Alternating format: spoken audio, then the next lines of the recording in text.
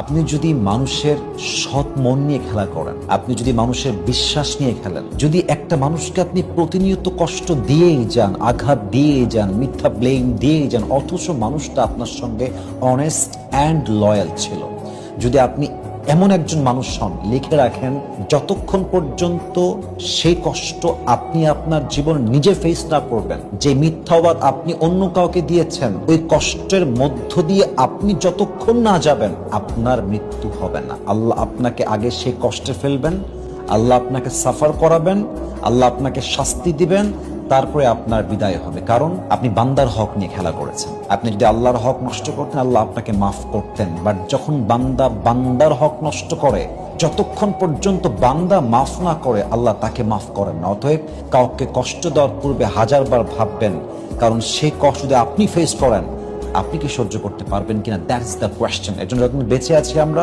কখনো কোনো অনেস্ট কিংবা লয়াল মানুষকে আমরা কষ্ট দিব না, ইনশাআল্লাহ।